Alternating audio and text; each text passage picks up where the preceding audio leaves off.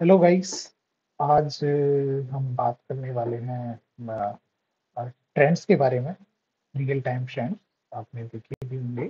जैसे हमें कोई डेटा को विजुलाइज करना चाहते हैं कहीं से, जैसे टेम्परेचर सेंसर्स के डेटा को रियल टाइम में नोट करना चाहते हैं, या आप प्रेशर सेंसर्स के डेटा को आप रियल टाइम में ट्रैक करना चाहते हैं, तो आप रियल टाइम ट्रेंड्स का यूज करते हैं। तो आज हम जो बात करने वाले हैं स्काडा इंटच, जो कि हम एक सॉफ्टवेयर है, उसमें किस तरीके से रियल टाइम ट्रेंड्स को सेटअप करते हैं, टैग पेन्स कैसे ऐड करते हैं, और टाइम स्पेन और अपडेट रेट सेटिंग्स को कैसे सेट करेंगे, उसके बारे में हम जानेंगे इसके अंदर। ठीक है, तो ये सारी चीज रहेंगी आज के सेशन में। तो हेलो एवरीवन, तो स्टार्ट करते हैं। सबसे पहले जो सॉफ्टवेयर का नाम है, जैसे कि आप जानते ही होंगे, मैंने आपको बताया भी, जो सॉफ्टवेयर है जो हमें सर्च करना है वो है हमारा इंटच। आप जाएंगे और सर्च करेंगे इंटच। इंटच सॉफ्टवेयर का टच पे क्लिक करेंगे, यस करेंगे। यहाँ अपने प्रोजेक्ट को न्यू फाइल बनाएंगे, न्यू फाइल बना सकते हैं यहाँ से, और ये है एक्सटेंशन जहाँ आप अपनी फाइल को सेव कर सकते हो।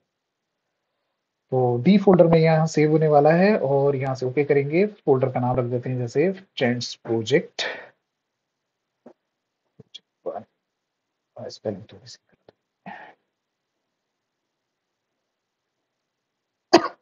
sorry।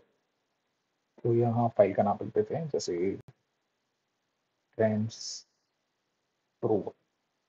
नए फाइल का नाम, ये फाइल का नाम सेव करने के बाद यहाँ आपके सामने आ जाएगा ट्रेंड्स प्रो करके, जो हमने फाइल का नाम रखा, और यहाँ से ओके करेंगे। Okay, ignore.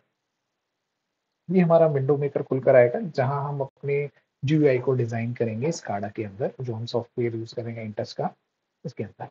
तो ये आपके सामने एक विंडो खुलकर आई है। इस विंडो में हमने क्या कर रहे हैं कि हमें फाइल पर जाकर एक विंडो क्रिएट करनी है। न्यू विंडो पर जाएंगे। विंडो का नाम कुछ भी रख सकते हैं, जैसे विंडो वन ही रख देता हूँ, विन वन करके मैंने नाम रख दिया। इसका कलर चेंज करना चाहते हैं तो आप यहाँ से कलर चेंज कर सकते हैं। ओके कर देंगे, कर दीजिए, जूम कर लीजिए। ठीक है। हम एक्चुअली में, जैसे कि मैंने बताया कि ट्रेंड्स एक्चुअली में यूज करते हैं जब आप ग्राफिकल देखना चाहते हैं किसी तरीके के सिग्नल्स को ग्राफिकली।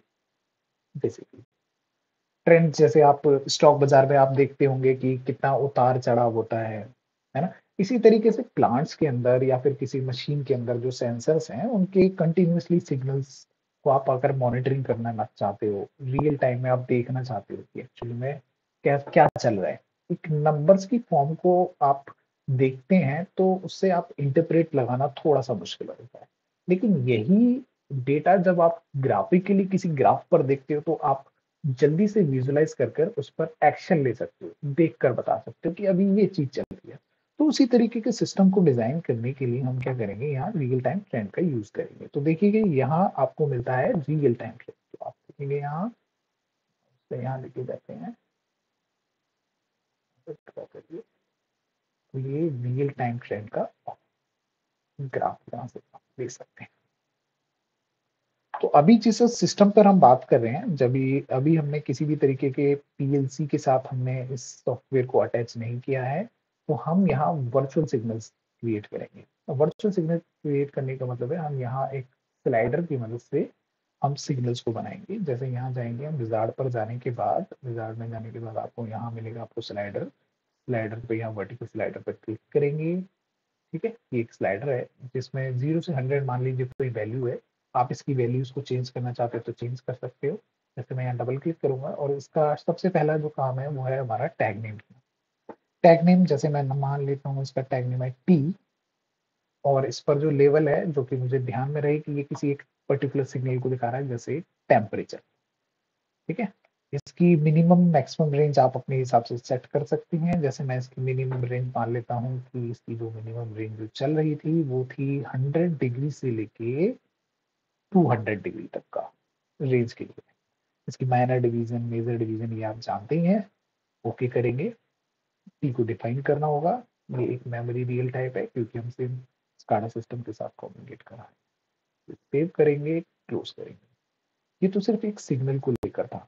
जो कि एक टेम्परेचर को दिखा रहा है। सेम ही अगर आप चाहते हैं, मैं थोड़ा सा और सही कर देता हूँ, ये ई जो लिखा रहा है इसे हटा सकते हैं आप अगर डेसिमल प्लेस को यहाँ 0 कर देंगे तो। इसी तरीके से अगर मैं एक और चाहता हूँ कि एक प्रेशर वाले भी नोट करेंगे, तो स्लाइडर पे जाएंगे और एक प्रेशर के लिए नोट करें। मल्टीपल सिग्नल्स हो सकते हैं, एक प्रेशर के लिए भी ले लेते हैं, मान लेते हैं यहाँ इसके प्रेशर के लिए पी नाम रख देते हैं, यहाँ प्रेशर। ठीक है,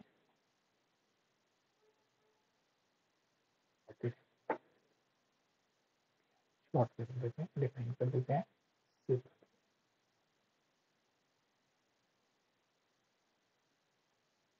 ये दो तरीके के ग्राफ, ये हमारे एनालॉग सिग्नल हमने क्रिएट करे। इसकी वैल्यूज को नोट करने के लिए या देखने के लिए आप फिर दोबारा जाएंगे विजार्ड के अंदर। विजार्ड में जाने के बाद इनकी वैल्यूज को देखना है तो वैल्यू डिस्प्ले आपको मिलती है, टैग वैल्यूज देख सकते हैं या फिर आप आप देख सकते हैं। इसलिए कंट्रोल डी कर लेंगे, दोनों की वैल्यू को हम देखेंगे क्या क्या चीजें चल रही हैं इसके अंदर। डबल क्लिक करेंगे, टैग नेम था शुरू वाले का टेम्परेचर का टी, ओके, और इसका नाम था टी, ओके, इसे सेट कर लेंगे।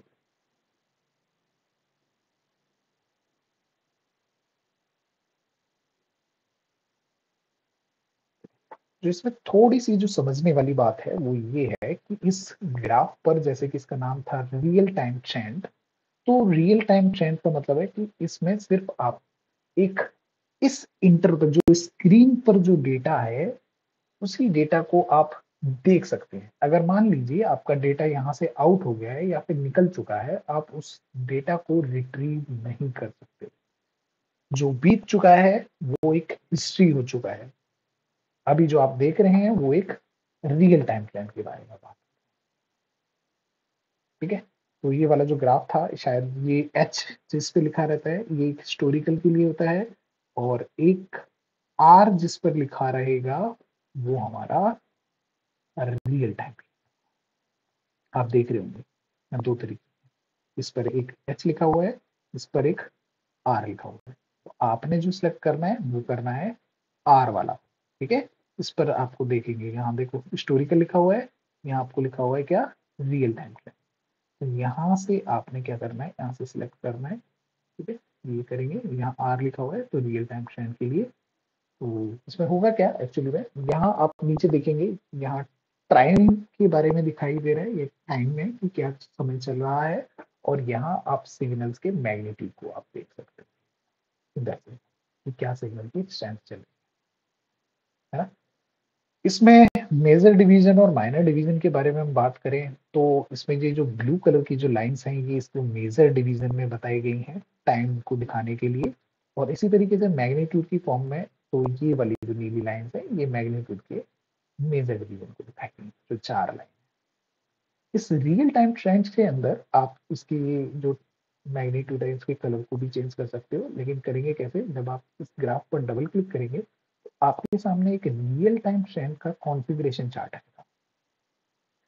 इस रियल टाइम ट्रेंड्स के कॉन्फ़िगरेशन चार्ट में आप देखेंगे कि यहाँ लिखा हुआ है टाइम स्पैन।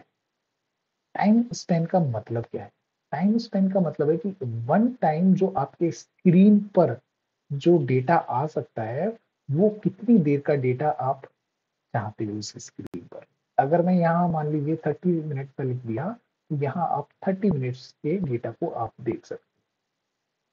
ठीक है, अगर मैं यहाँ 30 सेकंड कर देता हूँ तो 30 सेकंड का आप डेटा देख सकते हो इसको। ठीक है, टाइम इंटरवल,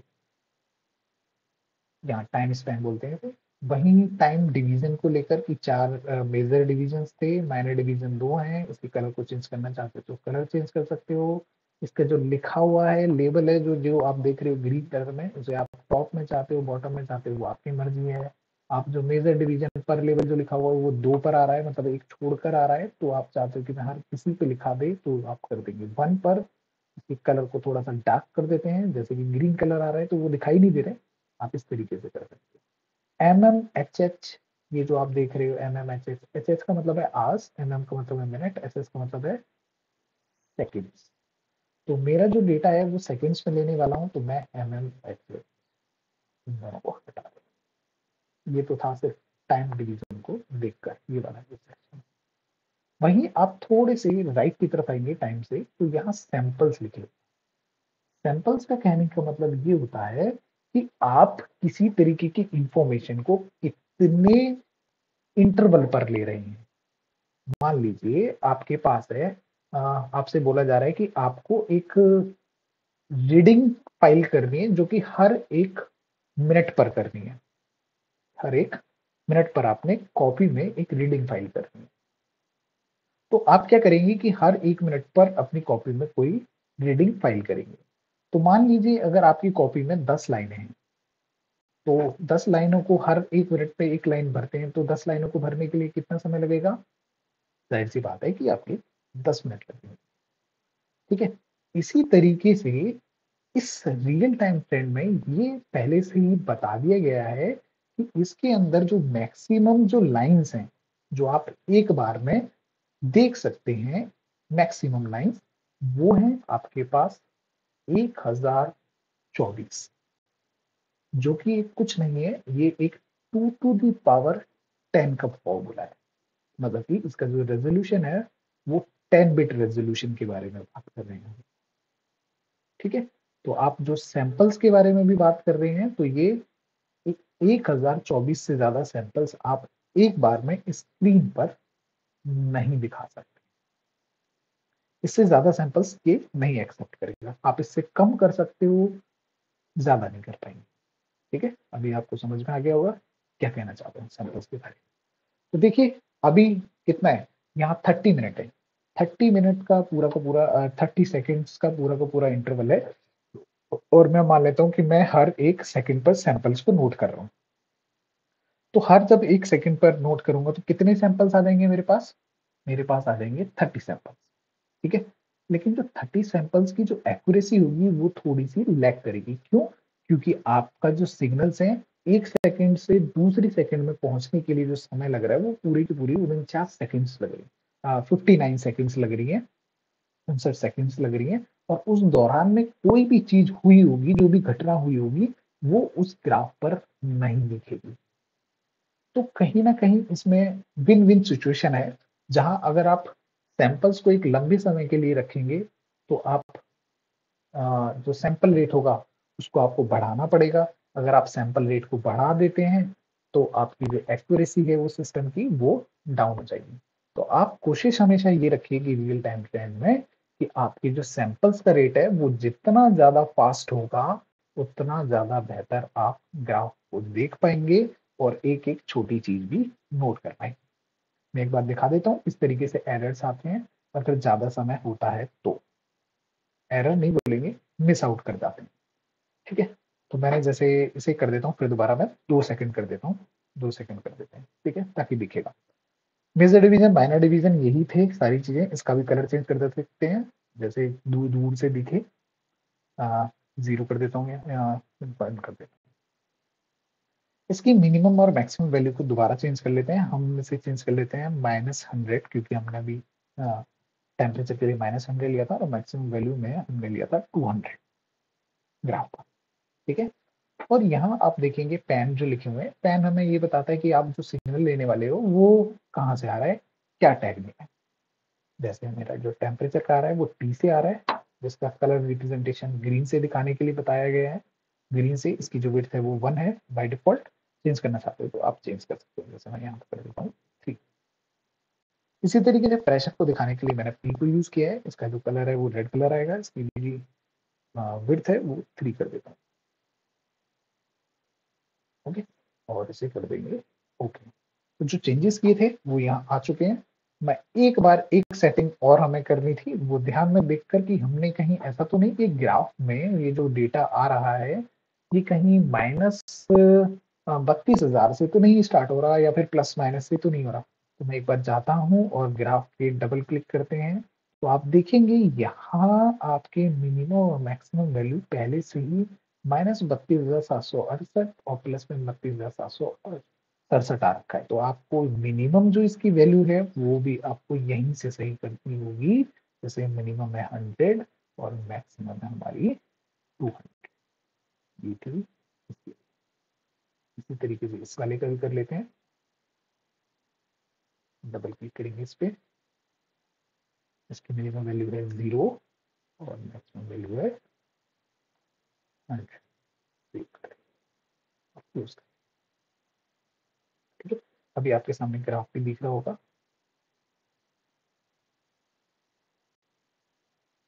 अब मैं इसे रन करता हूँ, फिर आप देखेंगे वैल्यूज को।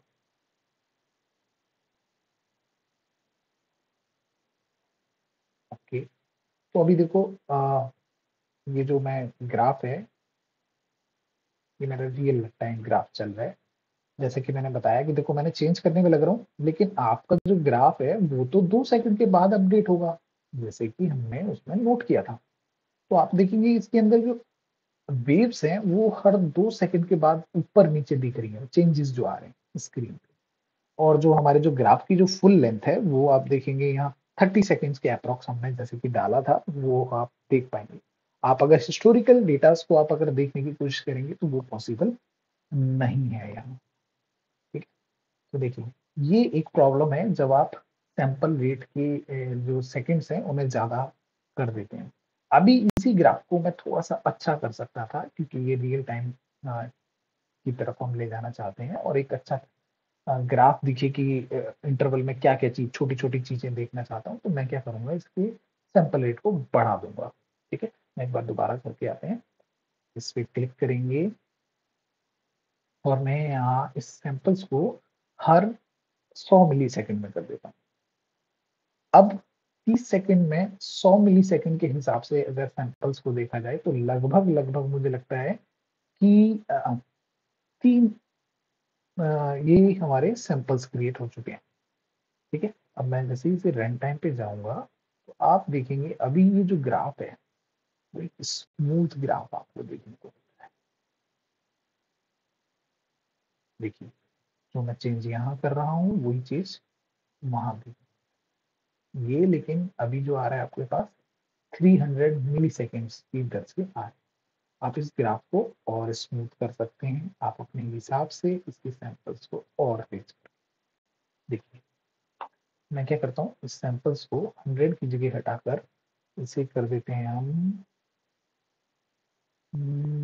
10 मिली सेकेंड, 10 मिली सेकेंड का।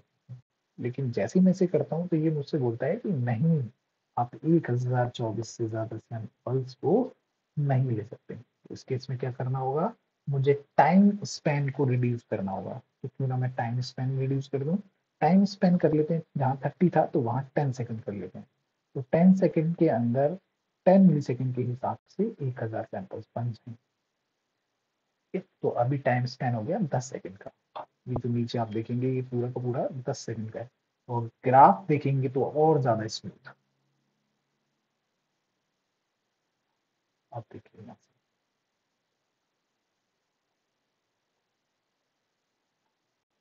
तो ये जो आप देख रहे हैं एक ग्राफिकल रिप्रेजेंटेशन ऑफ डेटा है, जिसे हम बोलते हैं ट्रेंड्स एक्चुअली में।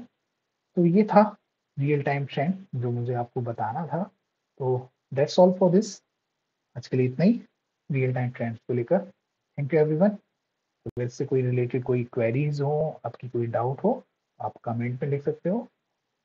ठीक है, okay, good bye, have a nice day. Okay, thank you.